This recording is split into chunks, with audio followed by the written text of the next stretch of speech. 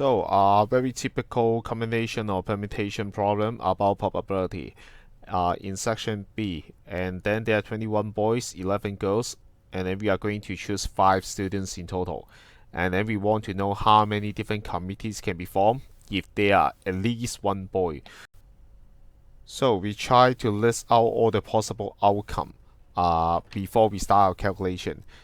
The first situation is we have 0 boy, all girls, and then 1 to 4, 2 to 3, 3 to 2, 4 to 1, 5 to 0. What we concerning is the combination of at least one boy. That means 1 to 5 are all acceptable. Only the first one we don't accept it. So you may choose to calculate these 5 terms one by one, or a more simplified method is 1 all possibility, exclude the only one that you don't want. If I use this method, then you may write down the required probability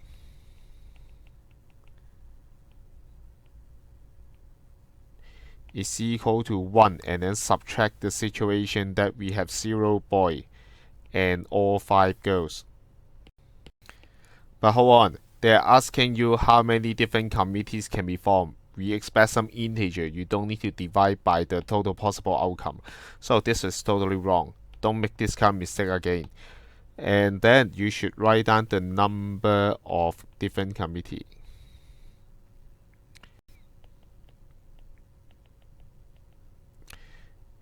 With at least one boy is equal to all possibility, and then minus the target, which is 0 boy and 5 girls.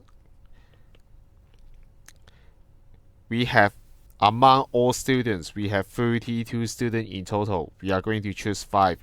This is the number of combination without any constraint. And then we have to exclude the only case that we don't accept. Among 21 boys, we choose none of them. And at the same time, among 11 girls, we choose all of them. So this is 200914. Then you already solved this question with get 3 marks in section B. Of course, some of you may not realize that you can use this shortcut. Maybe you want to calculate one by one, case by case here. It's totally fine. If you try to do so, the number is equal to among 21 boys we choose 1, among 11 girls we choose 4. Another situation, among 21 boys we choose 2, 11 girls we choose 3, 11 boys we choose 3, 11 girls we choose 2, 21 boys we choose 4, and then 11 girls we choose 1. Finally, 21 boys we choose 5, and then 11 girls we choose none of them. You also get the same answer.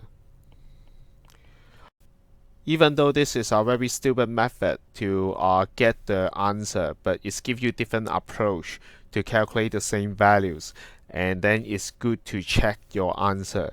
If you find that 2 values are not the same, then you better think carefully which one should be correct.